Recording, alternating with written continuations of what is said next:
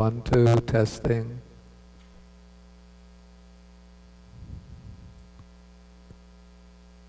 Testing.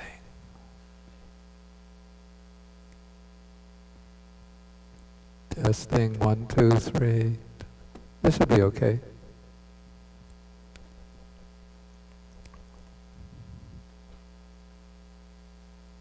I think it's okay now. Okay, so today is May 9th, 2015. Okay, so we'll start with the homage to the Buddha.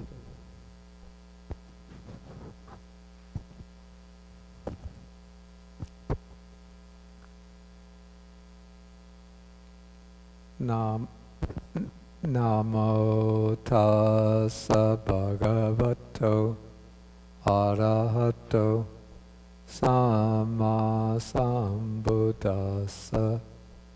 Namo tassa bhagavato arahato samma sambuddhassa.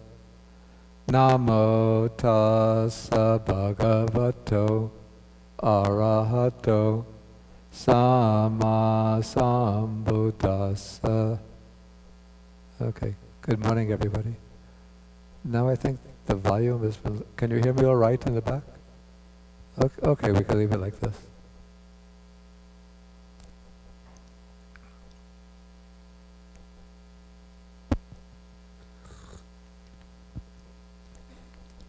Okay, so originally, since we missed a couple of classes, I was going to just pass by the rest of Sutta number 129, assuming that the meaning was fairly obvious. But then some people complained and said you should take the rest of Sutta 129. So I changed the announcement yesterday, saying that we'll continue and complete the Sutta. And so we already did, this sutta is called Bala Pandita Sutta, the sutta on the fools and the wise people. And the theme of this sutta, the theme is the different kinds of rebirth that await.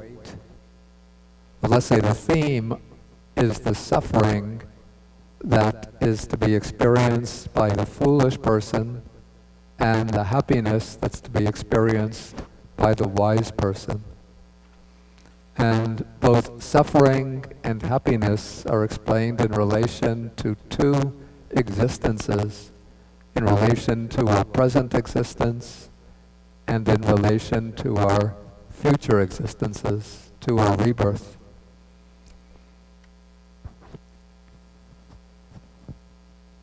Okay, and so the fool, who is defined as the person who thinks unwholesome thoughts, does unwholesome deeds, and speaks bad words, the fool experiences pain and suffering here and now in this present life, and then he undergoes a bad rebirth. And the sutta gives a somewhat detailed description of the misery of a rebirth in hell, and then it gives an overview of the types of animal rebirth that might await the foolish person. And it's a little bit of a puzzle. Usually the texts speak about the three bad destinations: the hell realms, the animal realm, and the realm of the pretas, the afflicted spirits. But the sutta doesn't mention the pretas, the afflicted spirits, but just speaks about rebirth in hell or the animal realm. And there are also a few other suttas in which the Buddha speaks about somebody who is doing bad deeds. And he says, if this person continues along this track, there are two possible destinations awaiting him, either hell or the animal realm. And so maybe some scholars might then speculate that originally the Buddha didn't teach about the Preta realm, but that was a later addition. But there are many, many suttas which speak about the three bad destinations. And so we should accept the Preta realm was originally a part of the original teaching.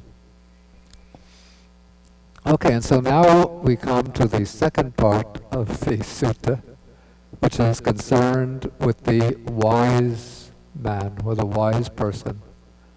This is, in Pali, the word is pandita, a word that's been absorbed into English when they speak about the pundit. But now the word pundit has acquired a kind of derogatory connotation, like when they speak about like the so-called experts on political, on foreign policy or domestic policy, especially when they make mistakes.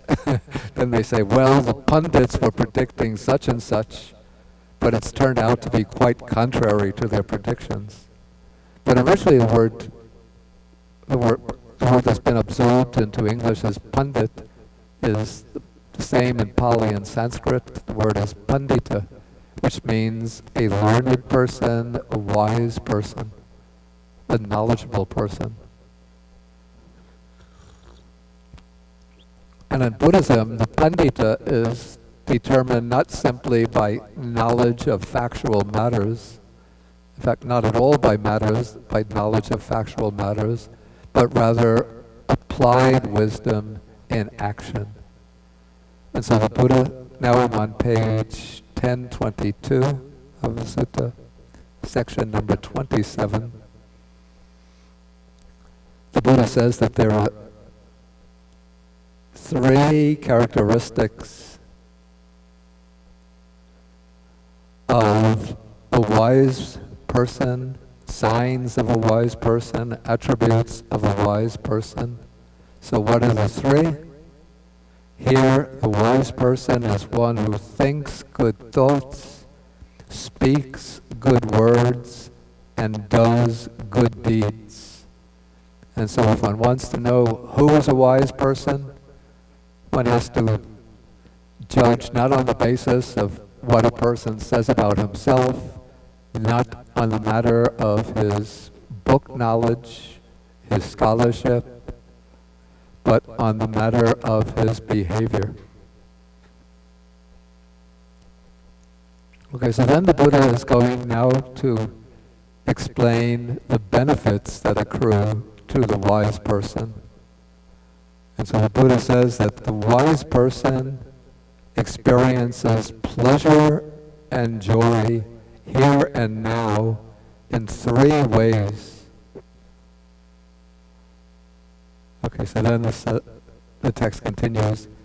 If a wise person is seated in an assembly or along a street or in a square, and people there are discussing certain pertinent and relevant matters, that is, I guess these would be matters relevant to moral conduct, or matters relevant to what makes somebody a wise person, then if the wise person is one who abstains from killing, from stealing, from sexual misconduct, from false speech, from the use of intoxicants, then he thinks these people are discussing certain pertinent and relevant matters.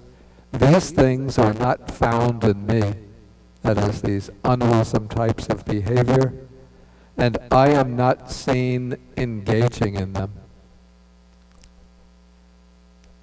Okay, so this is the first kind of pleasure and joy that a wise person experiences here and now. So this would be, we call this the happiness of having a good reputation, or the happiness of being praised and admired by others.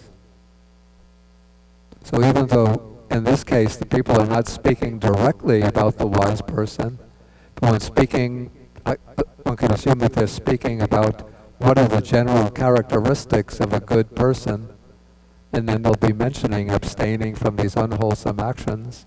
And so if a person is one who abstains from these things, then he'll experience pleasure and joy knowing that he follows those lines of conduct. unfortunately today it's not the person of good behavior who gets all of the publicity and praise and admiration, but it's when somebody becomes a billionaire or somebody a musician, popular singer, sells a million records, or a sports star breaks some record, or a movie actor wins, what do they call this, the Academy Award?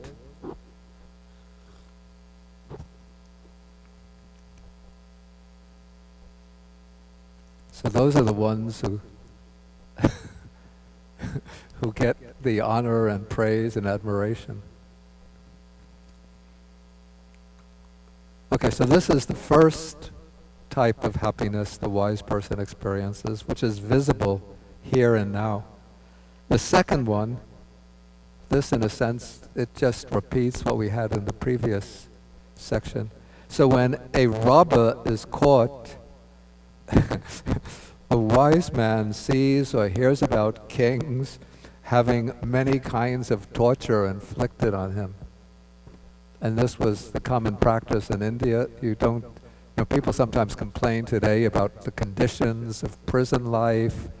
They're just so degrading, so miserable, that you're locked up in a cell and you have to spend years there and you just have no facilities and food. Actually, the food, I think, in prison, it's said to be, I don't have experience, but probably it's regulated by law, so it has to be of a certain nutrition. No?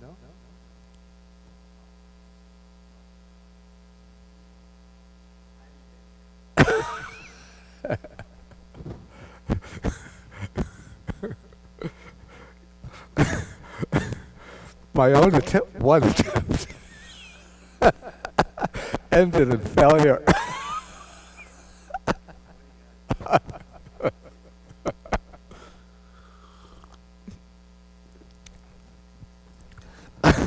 This was in January 2013. I went down to Washington, D.C. There's an organization called IMAC, Interfaith Moral Action on Climate, and they were having a big gathering with a demonstration in front of the White House. But this was it was on Martin Luther King's birthday, his actual birthday, not the holiday. So January 15th, 2013. And the idea was to perform an act after the gathering, to have a few ministers, priests, and so on perform an act of civil disobedience in order to get arrested, in order to call attention to the climate crisis. And this was to be like a week before the second inauguration ceremony of President Obama. And so the streets, the road outside the White House, they had already set up the benches and the decorations. But first we had the gathering with little speeches, which was all sort of within the scope of the law. But then a few of us went up to block the gate leading into the White House, including myself, thinking to get arrested.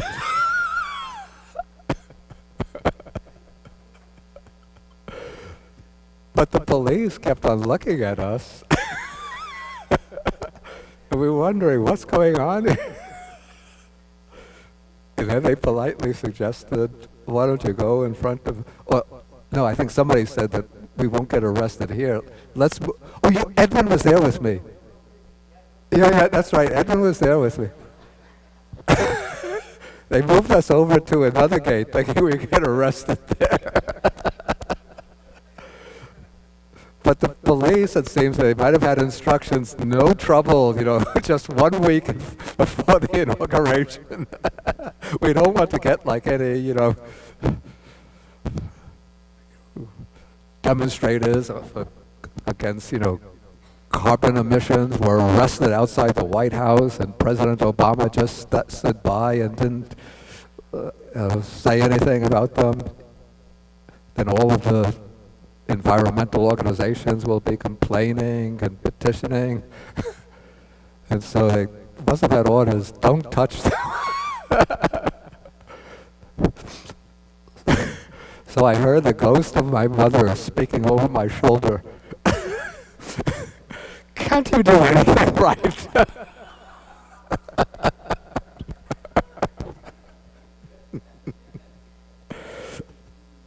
Everything you're doing, you make a mess. Can't even get arrested. Anyway, so I didn't have the opportunity to try out the food in the prison. Okay, so, today's standards in the prison, though they could certainly use improvements in many respects, but in ancient India,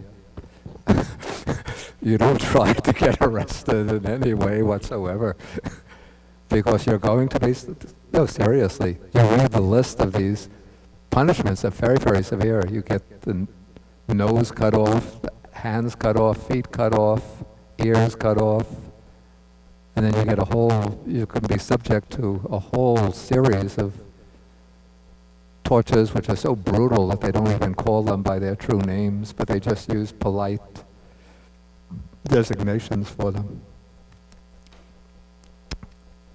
Okay, so the wise person who's not engaging in these unwholesome actions then can have pleasure and joy thinking that I'm not being subjected to these tortures. Okay, the third type of happiness that the wise person experiences is what takes place, apparently this is shortly before death. As death, the time of death is coming on, or maybe when one is in some terminal illness and one feels that one is coming to the end, then either voluntarily or maybe just spontaneously, one's past conduct recurs to the mind. And so if one, as we saw in the previous section, if one has done a lot of unwholesome deeds, then those will recur to the mind and they'll weigh down on the mind heavily, sort of this reminder of one's past misconduct. And it'll all make one feel miserable and frightened at the prospect for what lies ahead.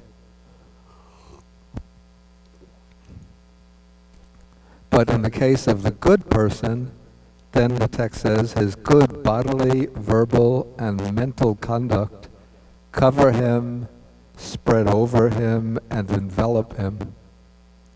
This is just as the shadow of a great mountain peak in the evening covers and spreads over the earth. And so the good deeds spread over the wise man, and he thinks, I have not done what is evil, what is cruel, what is wicked, but I have done what is good, what is wholesome, and I've made myself a shelter from anguish.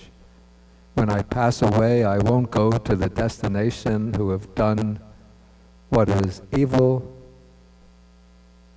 And then he does not sorrow, grieve, and lament. He does not weep, beat his breast, and become distraught.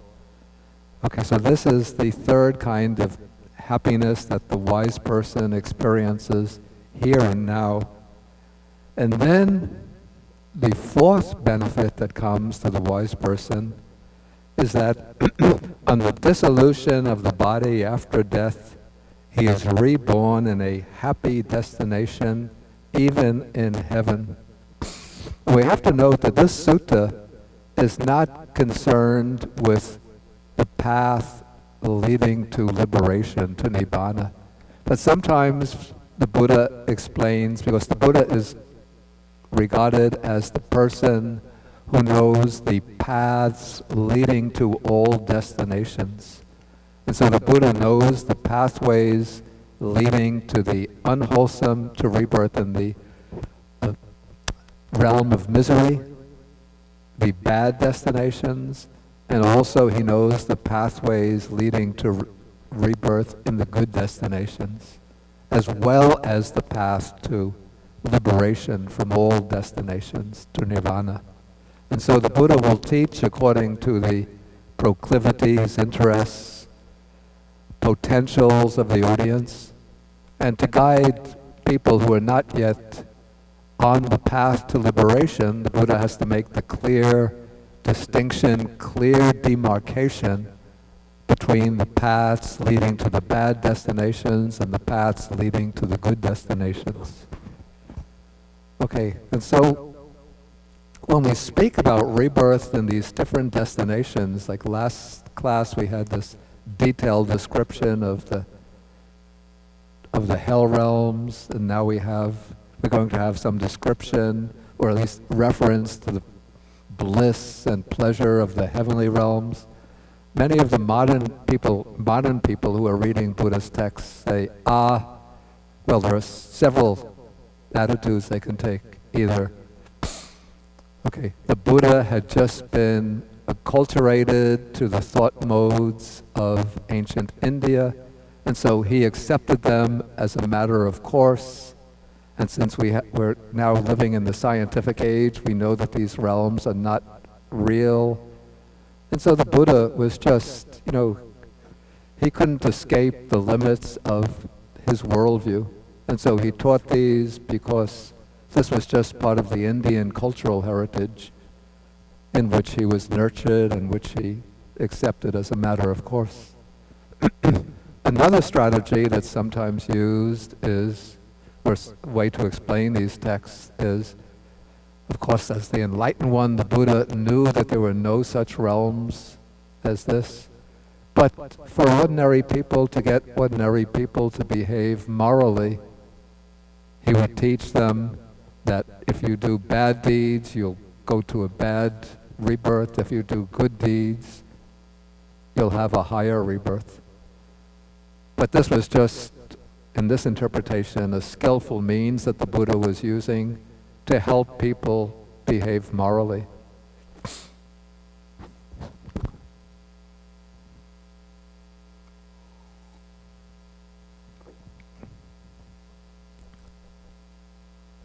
Okay, and then a third strategy, or way to explain away these texts, is to say that the rebirth in other realms, that this is really just a metaphorical way of speaking about changing states of mind. So that if you get reborn in hell, that means that you're just feeling, really miserable, really dejected, miserable, depressed, upset, anxious, and so forth. If you're driven by, so that is the rebirth in hell. If you're just driven blindly by lust, by greed, that is what's meant by being reborn in the animal realm. And if you're really good and you experience blissful, pleasant states of mind through your goodness, that is being reborn in heaven. So that is we call the metaphorical interpretation of these realms.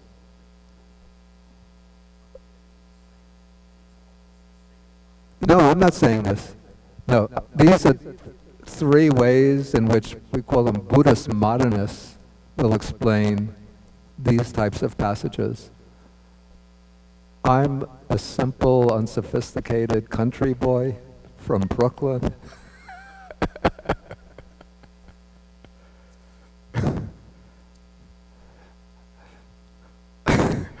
My education didn't extend further than a PhD in Western philosophy.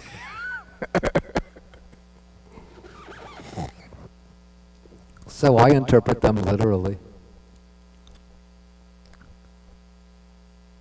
Maybe some people are thinking, how could that stupid guy interpret them in that way? Clearly there can't be any, we're living in the scientific age. Okay, he studied Western philosophy, no wonder, that's really like living in an ivory tower. But some of us, we have, degrees in computer science, physics, but we're out there in the business world. We know that there's no such thing as these other realms. Back, I hope I don't bore some of you who have been coming to this class for a time by repeating something that occurred to me back in the mid-1990s when I was living in Kandy, Sri Lanka. I had a shortwave radio, and this was my way of finding out. Those days we didn't have internet, at least not in Udawatakeli, the forest in Kandy where I was living. And so my way to find out what was going on in the world was to use the shortwave radio to listen to the BBC World Service. So one day I put on the radio. It's a multi-band radio with AM, FM, and 2 shortwave bands. And I put the band to the place where I usually get the BBC World Service. And I was just getting a local Sri Lankan station. Then I kept on moving the band back and forth, trying to get the World Service. Nothing was coming through except the Sri Lankan, regular Sri Lankan radio stations. Then suddenly I realized, I took a look closely at what had happened to the band, and somehow through carelessness, or maybe when moving the radio, I had knocked the band, the switch that determines the band, from the shortwave band to the AM band. And so when I was going back and forth along the AM band, couldn't get BBC World Service. Now, if I was sophisticated with a knowledge of computer science or physics or capable businessman, I would have been saying, there's no such thing as the BBC World Service. Just a myth that some people are making up. But as long as I'm moving the radio, the dial back and forth on the AM band, I'll never pick up the BBC World Service, because the World Service is operating on a different frequency band. So that struck me as an analogy for the way other realms of existence exist in relation to our realm of existence. We are on a particular frequency band, so to speak, so we can pick up everything that, well, not quite everything, because the universe is very big, but we could pick up things that are occurring on this frequency. So we can use telescopes to explore the solar system, to explore the Milky Way, even to explore other galaxies, even to the distant boundaries of this universe.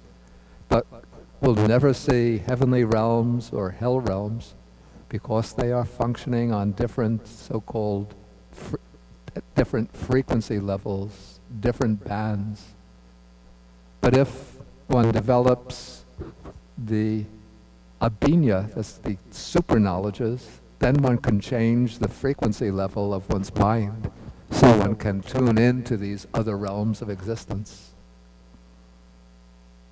And so the way I see it is that these other realms of existence, sometimes we think of them in the popular imagination, oh, the heavens are up there, the hell realms are down there, but they are not situated geographically in relation to the human realm, or to this world in which we live, which is our collective human realm, but rather they are occurring at different vibrational frequencies, so that within, at that particular band, those beings see a world in common, they can interact with one another. And so for them, their realm is real.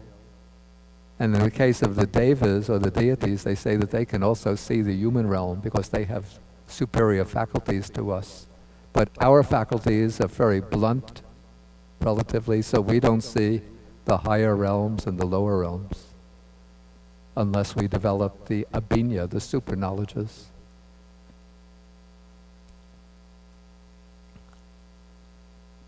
Okay, and since the Buddha developed the super knowledges, he was able to see these realms, and so he spoke about them through his direct acquaintance with them.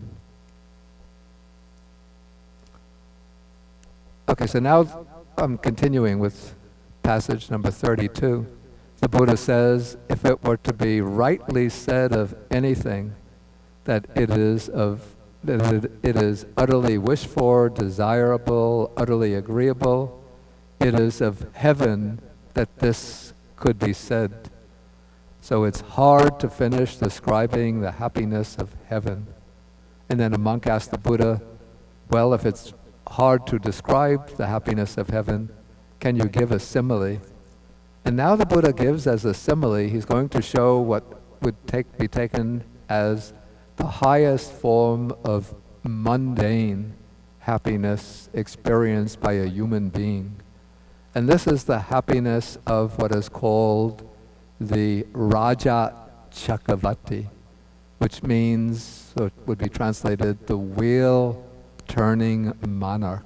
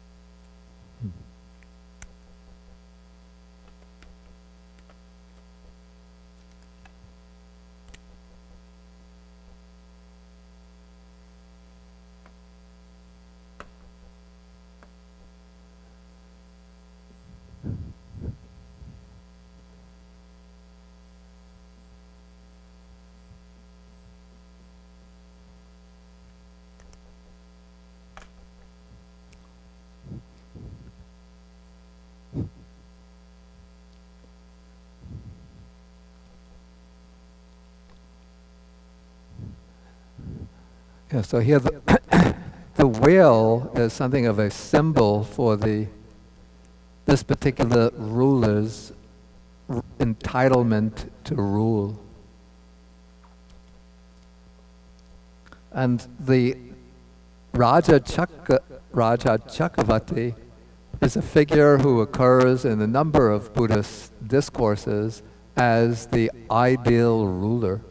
And it seems that through the concept of the Chakravati, the wheel-turning monarch, the Buddha, or the Buddhist texts, were trying to create a new model of kingship. Since at the time when the Buddha came, was teaching in the world, appeared in the world, the old Indian tribal republics were merging and being consolidated into growing monarchies. And so the expanding monarchies were swallowing up and absorbing the old tribal republics, and kings apparently were very greedy for power, they were assassinating, well, let's say men were assassinating one another in order to get the kingship, usurping the kingship even from their fathers, in some cases killing their own fathers to get the kingship. Wars were erupting between different kingdoms.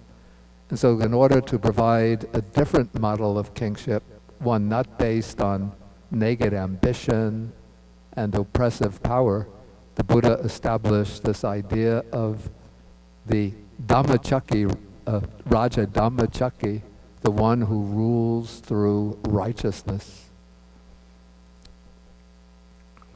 Okay, and then the texts describe the qualities of the wheel-turning monarch, usually in terms of 7 treasures and 4 kinds of iddhi, here translated success.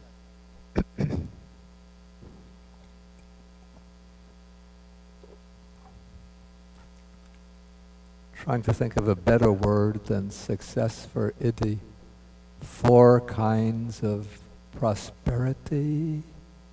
Anyway, we'll see what they are. Okay, so now come the text is going to go into a rather detailed explanation of the 7 treasures and the 4 types of success. So what are the 7 treasures? First comes the treasure of the wheel, since that is what defines this monarch as a wheel-turning monarch. Okay, so it happens that when this king, he's a noble king, when he goes on the Uposita day, that would be the full moon, probably the full moon Uposita. Yes, the 15th, so it's the full moon. He goes into the upper chamber of his palace, and then there appears to him what is called the divine wheel treasure. It's a kind of mystical wheel when his personal qualities are all matured and ripened. Then this wheel appears to him as a kind of guarantee of his right to rule. It's a kind of mystical confirmation of his authority.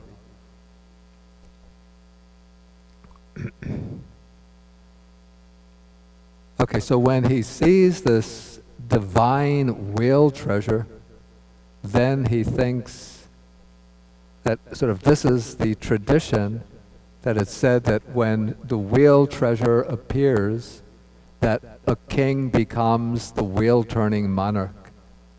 And so then he wonders, am I a wheel-turning monarch? And what is distinctive about the wheel-turning monarch is that he, maybe in quotation marks, he conquers the world or all of the surrounding continents, but not through force and violence and military action, but rather through the power of righteousness. So it's not that he's going to conquer them in order to exploit their riches, but he'll move into them in order to establish the reign of righteousness in those other territories.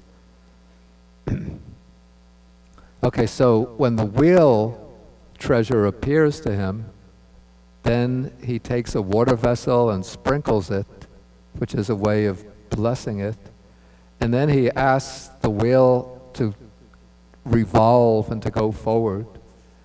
Okay, and then the wheel treasure starts turning in the eastern direction, and the wheel-turning monarch follows it. And when it goes to the eastern direction, when it comes to the continent in the east, then all of the opposing kings in the territories in the east, they all come to the wheel-turning monarch, they welcome him, and they accept him as their ruler. They say, "Come, great king, welcome, command us, advise us." And then what the wheel-turning king does is to inculcate the basic precepts of the moral life to them.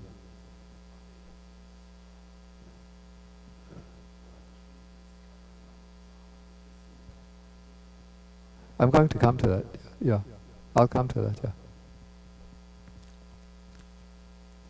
Okay, so the kings in the east, they submit to him, and then the wheel-turning monarch speaks to them, and he tells them basically to observe the 5 precepts: not to kill, not to steal, not to commit sexual misconduct, not to speak falsely, not to use intoxicants. Then here the passage is translated, "You should eat what you are accustomed to eat." I think maybe that's too literal, because the word bujasu could also mean enjoy what you have previously enjoyed.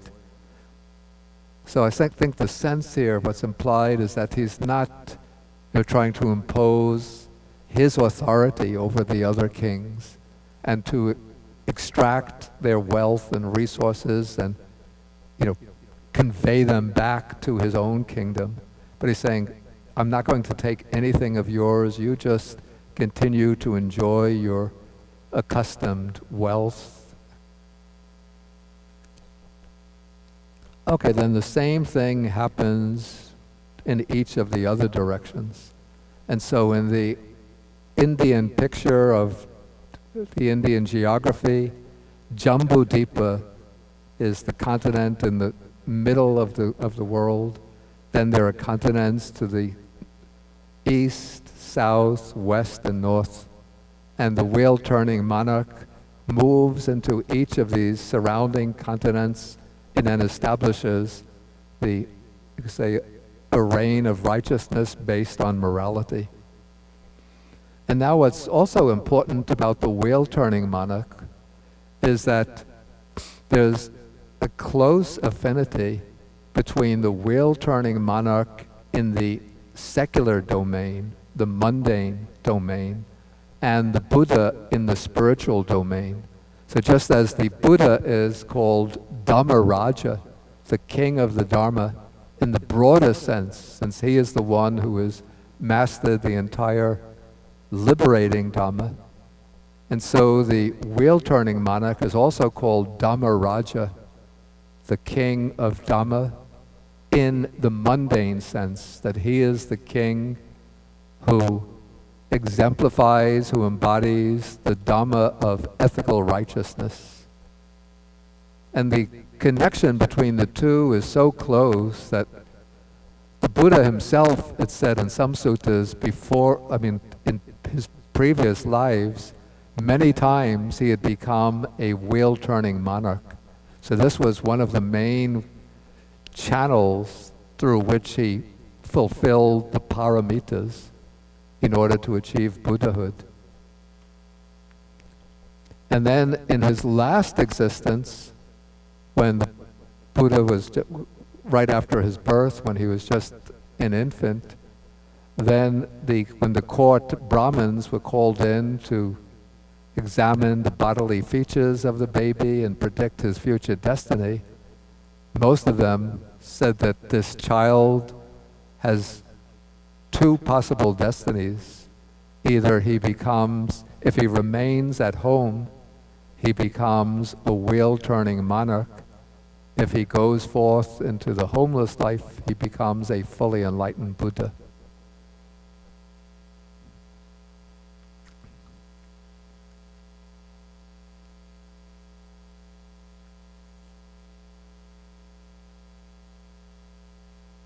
Okay, so the wheel-turning monarch then conquers peacefully all of the other continents, and then he returns to his own palace, and then the wheel comes along.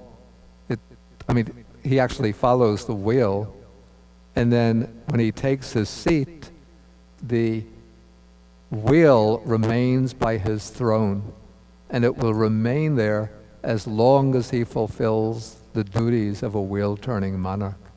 But if he fails in his duties, then the wheel that appeared magically or mystically will, by the same token, disappear. And if the king is to regain the wheel, to regain his authority to rule, he has to make amends for his failure. He has to rectify his failures and fulfill the duties that he had neglected.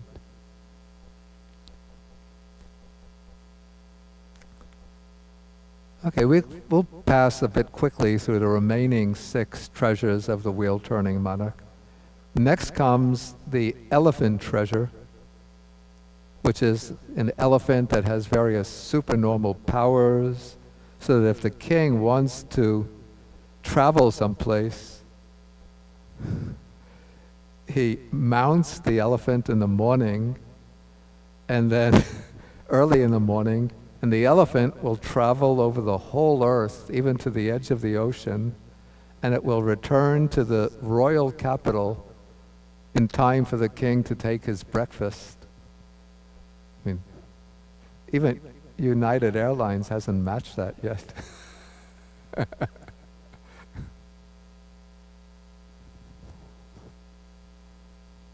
Can there be any kind of, let's take the horse treasure. Okay, the horse treasure also is this horse with supernormal powers, and the king can mount the horse, and again, riding the horse, he could cross over the whole earth and then return to the royal palace in time to take his breakfast.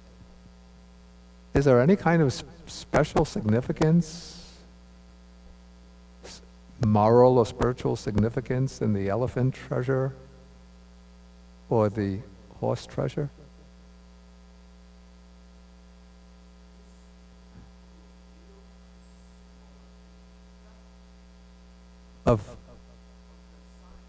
Of the meditative nimitta. It's not taken in that way. Mm.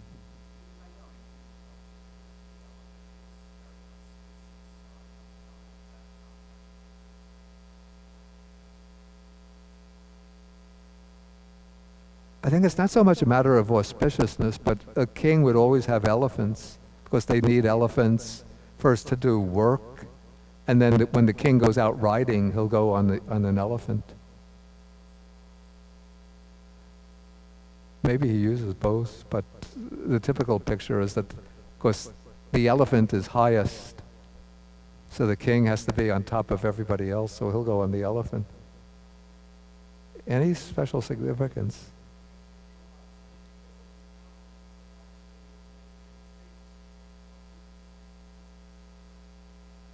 It's the same word. I'm not sure, though. I think because,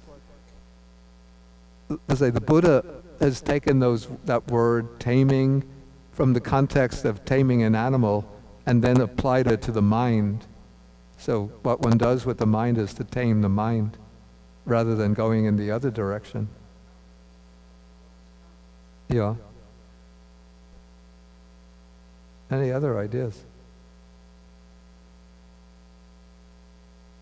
Okay, anyway, something to think about. I don't have, I'm not testing you. I don't have any opinion about this myself or any interpretation.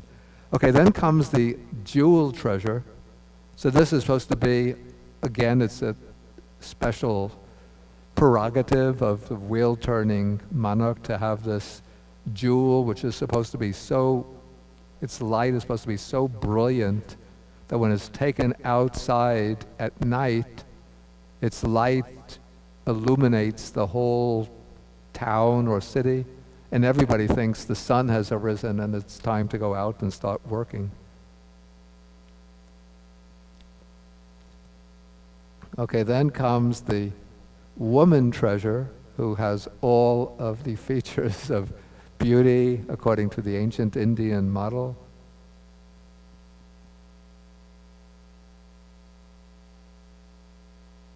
Even such that in cool weather her limbs are warm, when it's the hot weather her limbs are cool.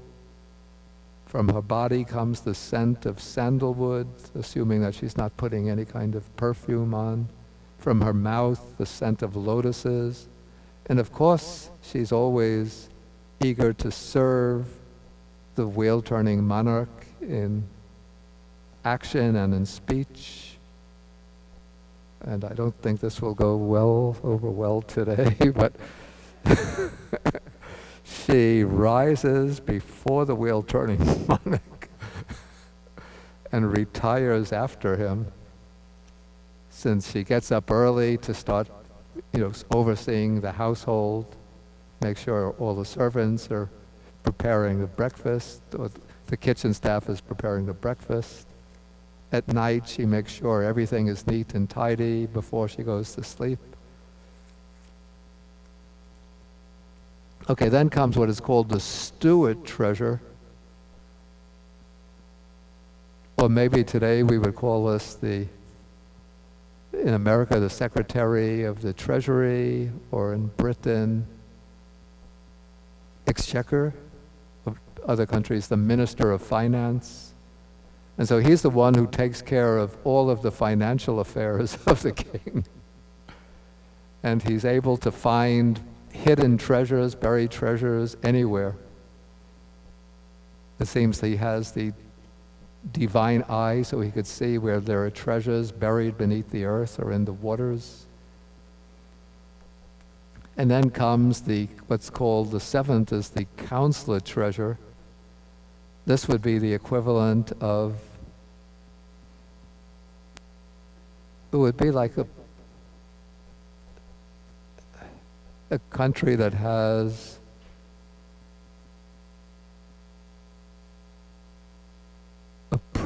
a ceremonial president, but the affairs of government are in hands of the prime minister, or maybe in the United States, it doesn't work with the American political system. But this is, well, maybe it's like the national security advisor. But anyway, he takes over all of the affairs of governance as the king. He says, "You remain at ease, I shall govern." And apparently he's trustworthy enough so that the king doesn't have to have his wires tapped in order to find out, to ensure himself that the council, treasurer, is not plotting an overthrow of the state. It seems, I have to say, it makes things a bit boring for the wheel-turning monarch. What? I wonder what he does,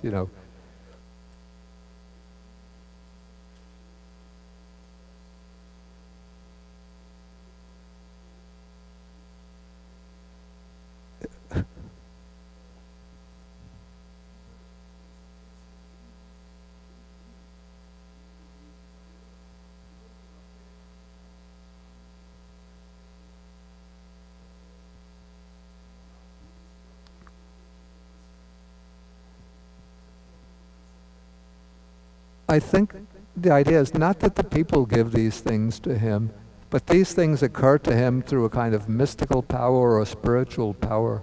That these are accessories that are intrinsic to the idea of the wheel-turning monarch. So when somebody has all of the qualifications, the wheel treasure just appears out of thin air, and the special elephant, the special horse appear out of thin air. Yeah, he's not doing anything by force. Okay, anyway, let us go on.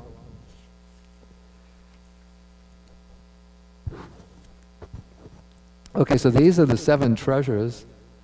Then we have what's called the 4 kinds of success. Though I'm not sure that success is such a good word. We'll see what they are, and we'll see if we could come up with a better word. Okay, one is that the wheel-turning monarch is handsome, comely, and graceful, and he possesses the supreme beauty of complexion. So because he comes into the position of wheel-turning monarch, this is the fruit, supposed to be the fruit of vast accumulations of wholesome karma and good aspirations. It would be like the beneficent aspiration to promote the mundane welfare and happiness of many people. And presumably in many past lives, to become a wheel-turning monarch, he has held other positions of responsibility in which he's done a lot of benefits for people. And he's also developed the mind of loving kindness towards people. And so as the product or fruit of his good actions and his loving mind, he acquires a physical form which is endowed with great beauty in all respects.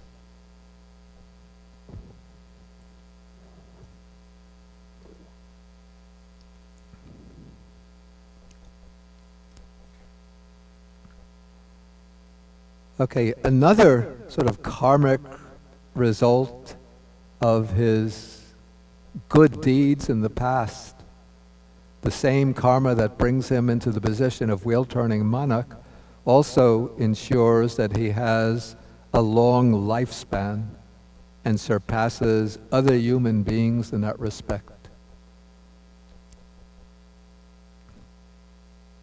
And so he'll live to be, it depends on the lifespan of that period, but maybe if he were living today, he would live to be in the 90s or even 100 years of age.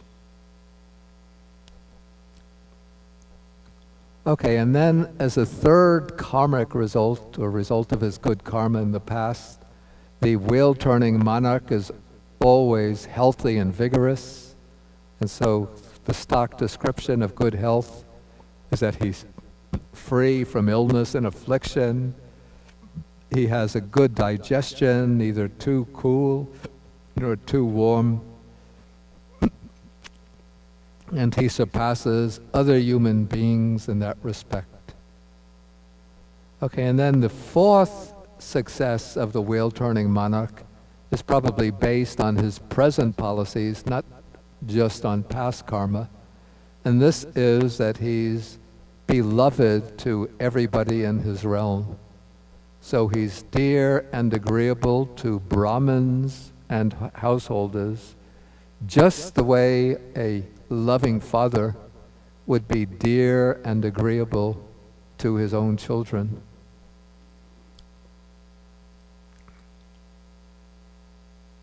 And then the incident is mentioned that once the wheel-turning monarch went out for a drive to his pleasure garden with his army, and then as he was driving by, all of the people were probably lining the streets in order to see him. It was like a grand procession. And so as he was driving by, all of the citizens said to him, "Drive more slowly so that we may see you longer." You know, in these days, it wasn't like you're sitting in front of a television set where the camera is following the procession, but you're standing there maybe waiting for a couple of hours for the procession to come by, for the king to come by. And if he comes by quickly, you know, then in just a minute, he's out of sight again.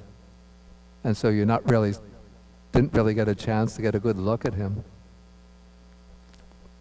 So the people ask him, "Go more slowly so we may see you longer." And he, the king, asks his driver, "Drive more slowly so that I might see the people longer." So this is the four kinds of success. Better word? Anybody come up with a better word? The qualities is general, maybe too general. Not all are a reward. I think the Pali word is iddhi, which often in other contexts it means supernormal powers. Again? Bestowment. Maybe.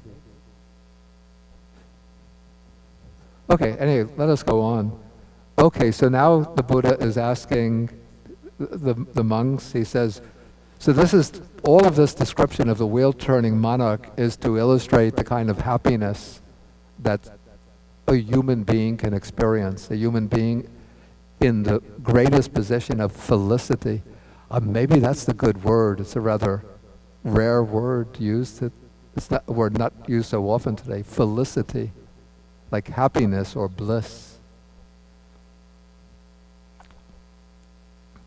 So the Buddha says, would a wheel-turning monarch experience pleasure and joy because of possessing these 7 treasures and 4 kinds of felicity? And the monks say, yes, he would. Then the Buddha picks up a stone and says, what do you think, which is larger, the stone in my hand or the Himalayas, the king of mountains? And then the monks say that the stone is very small, whereas the Himalayas are much larger. And so then the Buddha says, in the same way, the happiness that the wheel-turning monarch experiences is very slight, just like the stone in my hand. It doesn't compare to the happiness of heaven. It's not even a fraction. Okay, but then the Buddha continues, if sometime or other, after a long time, the wise man passes away from heaven and comes back to the human state, then he is reborn into a high family. That's a family of nobles or of prosperous nobles or Brahmins or householders, one that's rich with great positions and so on. and he's handsome and graceful. He obtains all of the necessities easily, food and drink, clothes, vehicles, garlands, scents, and unguents. And then he behaves well in body, speech, and mind. And as a result, with the breakup of the body, after death, again he's reborn in a happy destination, even in the heavenly world. And so this is like, again, the Buddha uses a simile, it's like a gambler who, with his first throw of the dice, he throws a very lucky, he gets a very lucky throw and takes in a lot of wealth with his throw. So it's a far more lucky throw when a wise person who conducts himself well in body, speech, and mind, after death is reborn in a happy destination, even in the heavenly world. So that is the complete perfection of the stage of the wise person. Okay, and that is the sutta on the fool and the wise person. So any points for discussion or any questions?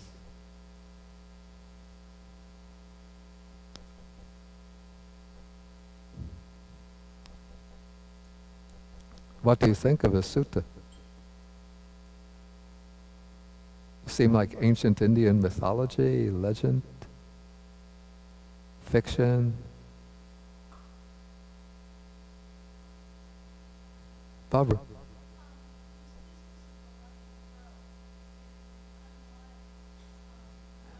Wait, Jen is going to give you the microphone.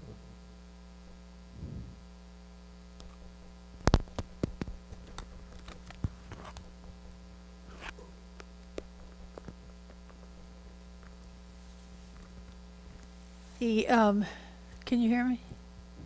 The unlucky throw is suggesting that it's not a usual progression. It's like you do all of these things and then it's luck if you're reborn in heaven. No. I don't think he's saying that it's luck. It's just, he's just using an expression, taking an image or a simile from everyday life that is the lucky throw at dice, and then saying that he's just using that expression, a lucky throw, to indicate that the rebirth in the heavenly world is luckier than that lucky throw at dice. But he's not saying that one is reborn in the heavenly world just through luck. Okay. Yeah, Sam.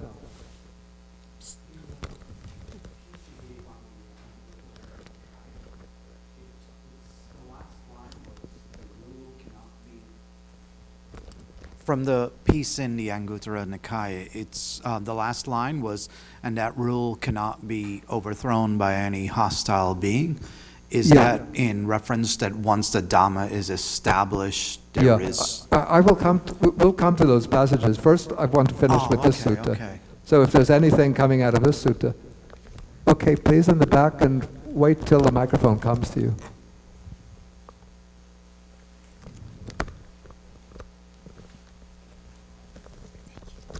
I was expecting at the end of this sutra that you would say, or that the sutra would say, that the happiness of liberation does not still come, that the Himalaya would be the happiness of liberation, and that even the Raja Chakravarti would not be the same. But why doesn't that sutra not, because in most of the sutras there's an end where the sutra comes to that climax that says nothing is as happy as liberation. Why did this sutra stop short?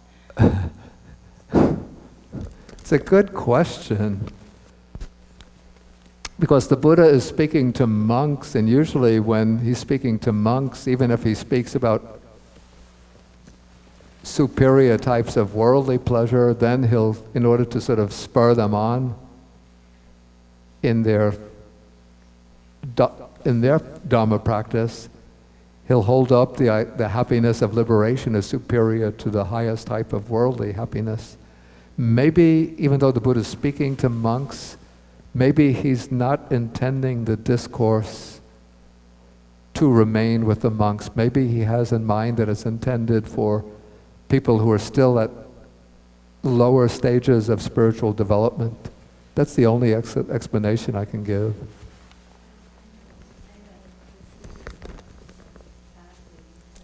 Wait.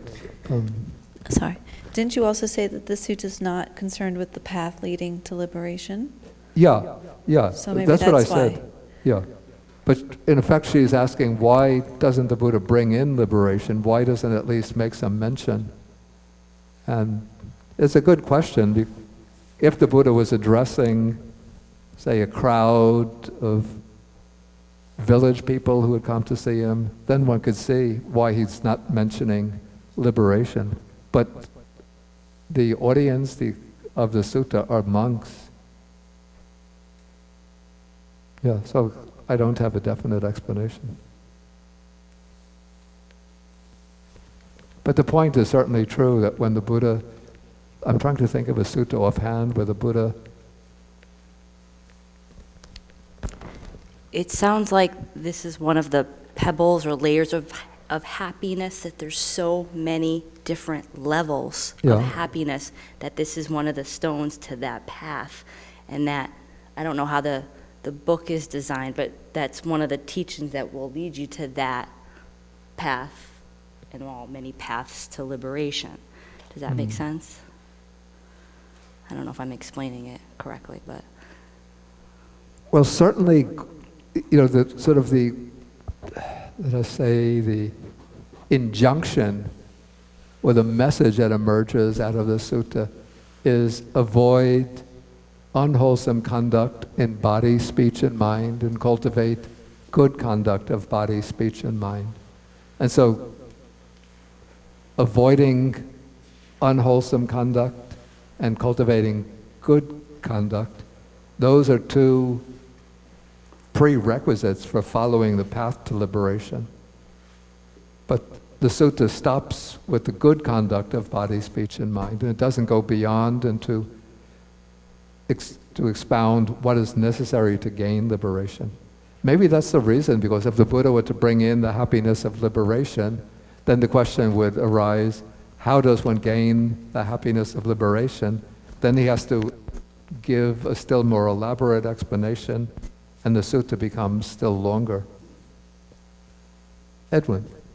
Well, he only speaks about heaven, so therefore he never went to nirvana, so therefore he would not go into enlightenment. What would he go into? He's just talking about the human and heavens. Therefore, all this situation you're experiencing will bring you only up to heaven realm, not further than that. Yeah. The sutta explains it. I mean, it's just heavens. Doesn't go further than that. No, it doesn't go, it doesn't Exactly. bring in. So what would he talk about enlightenment when it's not really there yet? He's just talking about one realm, which is the next one is heavens. Yeah. No? I mean... I'm not quite sure that I get No, that. what I'm saying is that he only goes up to heaven's realm. Yeah. So there's no other realm. So why would he speak of any other topic of enlightenment? Because he's not going further. He's only teaching up to that level. Yeah. I mean, go.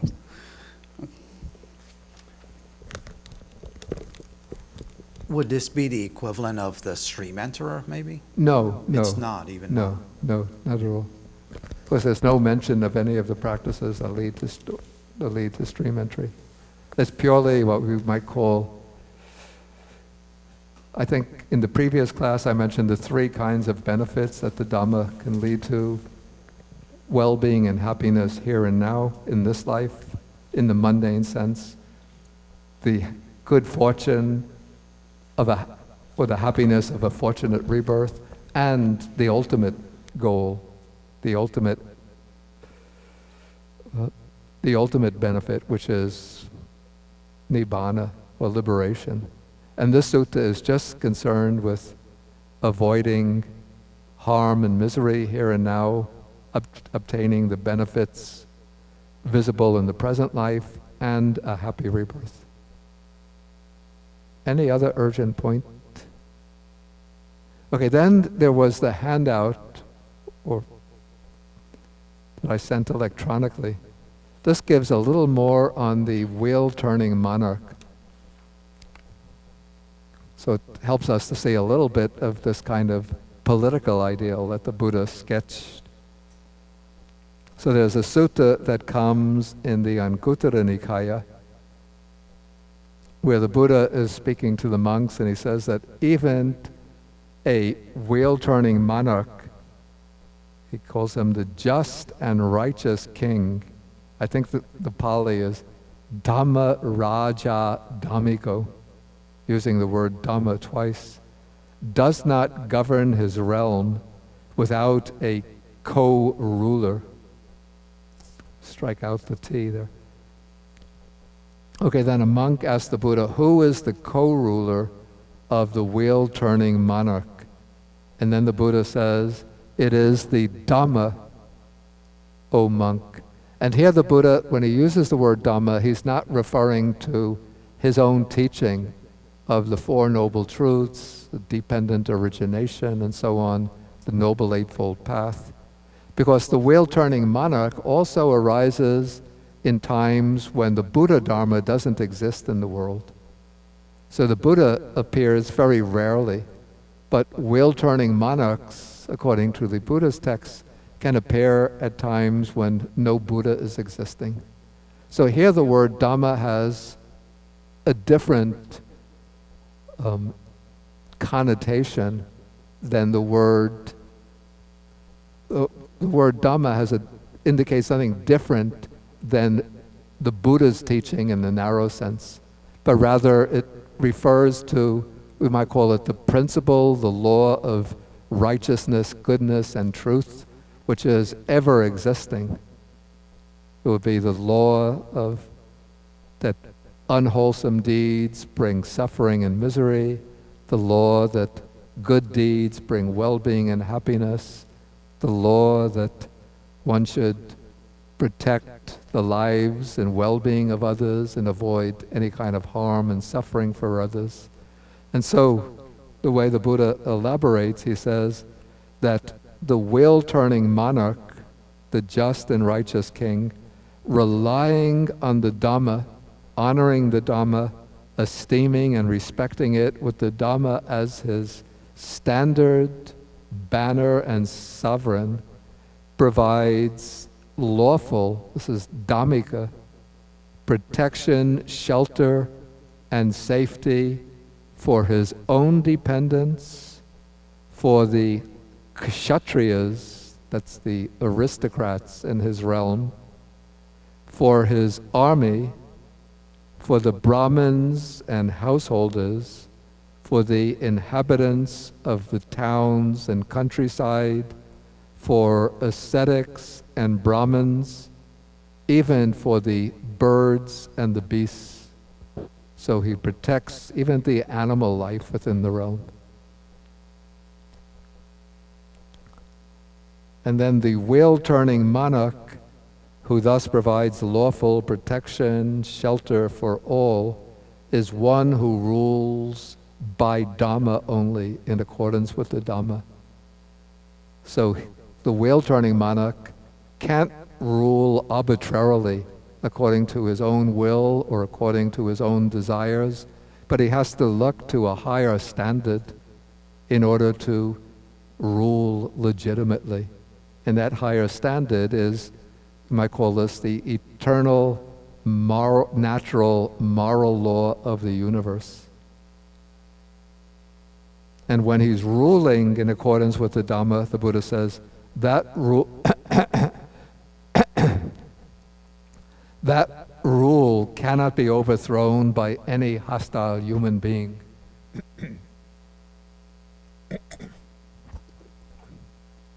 And so the wheel-turning monarch, when he's following the principles of the wheel-turning monarch, then nobody can rebel against him, no outside country can conquer him, no usurper can, no ambitious member of his court can assassinate him and usurp his throne, but his rule is guaranteed through, I guess, through the power of the Dhamma. And then there's another passage on the wheel-turning monarch. It's actually is much longer. It occurs in the Digha Nikaya. This is called the Chakravati Sihanada Sutta, the lion's roar on the wheel-turning monarch. And this is, sutta takes place supposedly in a very early, in the far distant past, when the lifespan of human beings was much longer than it is now, according to the Buddhist texts.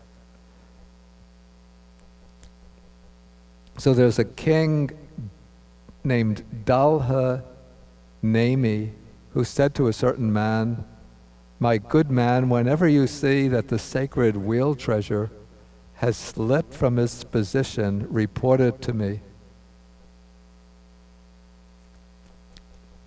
And I think it slips from its position as a way of indicating to a reigning wheel-turning king that it's time for him to step down from his rule.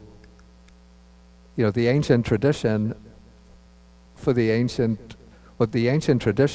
wheel-turning kings is when they reach late middle age, or early old age, when their hair starts to turn gray, that they then pass on their rule to their son, and they retire and go into the forest to live as an ascetic.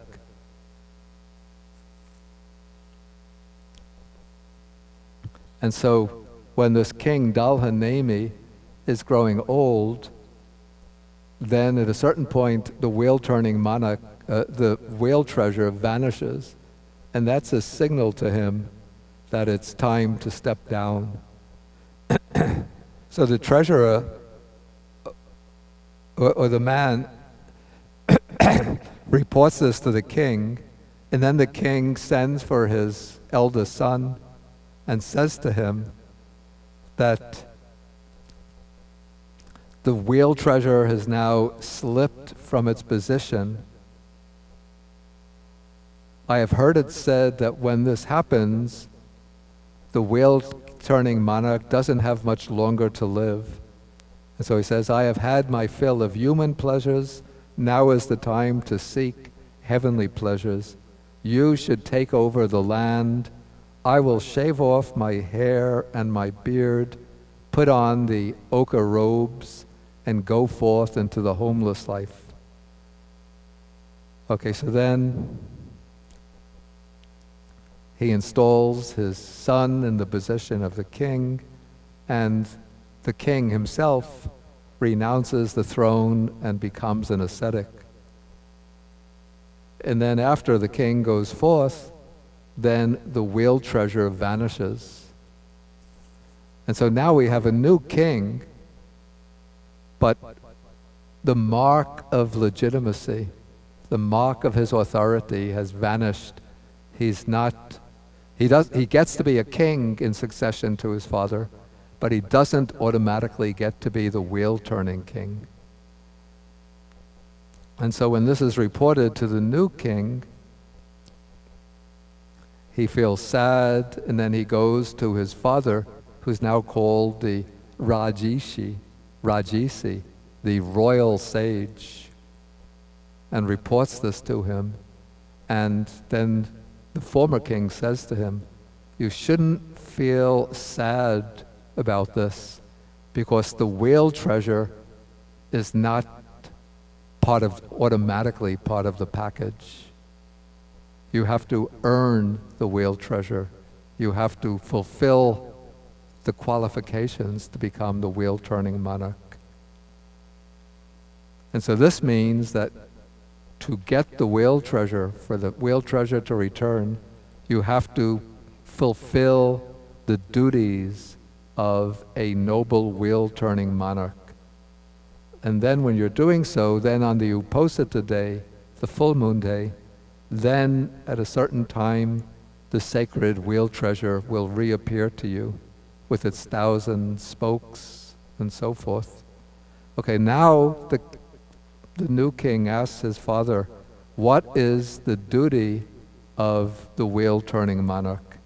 And the king replies, or the sage king replies, that depending upon the Dhamma, again it's the same words as in the other sutta, based on the Dhamma, depending on the Dhamma, with the Dhamma as your standard, you should establish righteous guard, ward and protection for your own household, your troops, the kshatriyas, the brahmins and householders, the town and country folk, ascetics and brahmins, beasts and birds.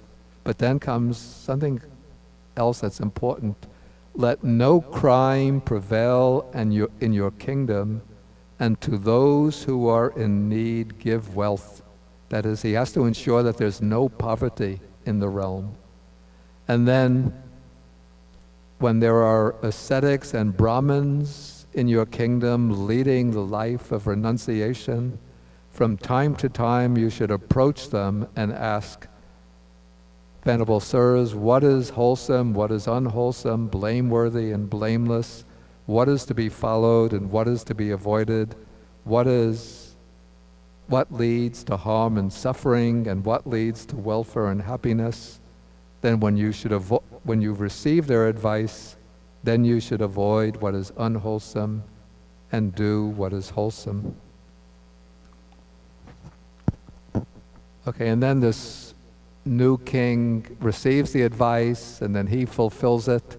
But what happens, according to the sutta, as time goes on and the throne passes from one wheel-turning monarch to another, or from one king to another, then eventually there comes a king who doesn't provide wealth to his citizens.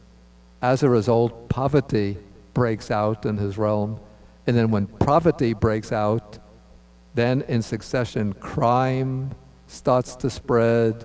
Then the king has to impose capital and punishment on the criminals. And then gradually there takes place a kind of moral degeneration in the realm until the whole realm gets plunged into chaos. So maybe now we're getting pretty close to the time to stop. Any questions on this passage?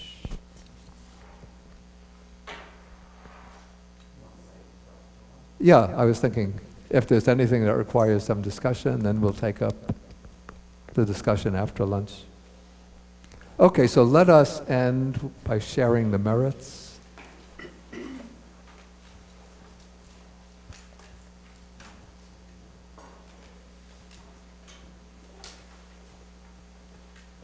Sharing the merits to the devas,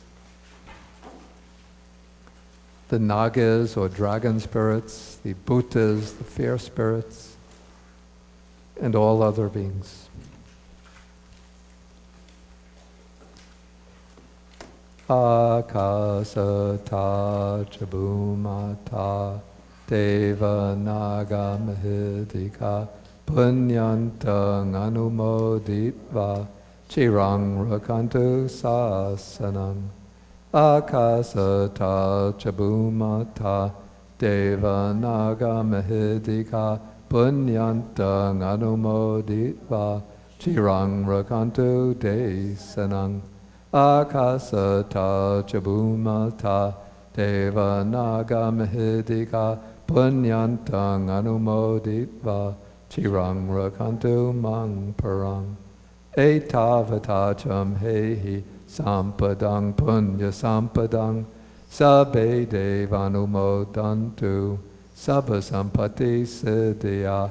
Etavatacham hehi sampadang punya sampadang Be bhutanumodantu sabba sampati siddhya. Etavatacham hehi sampadang punya sampadang ta anumodantu sabba sampati siddhya. Bhavagupadaya avichihetato etantare satakai upapanha Rupi arupi cha asanya sanino dukkha pamuchantu pusantu nibuting.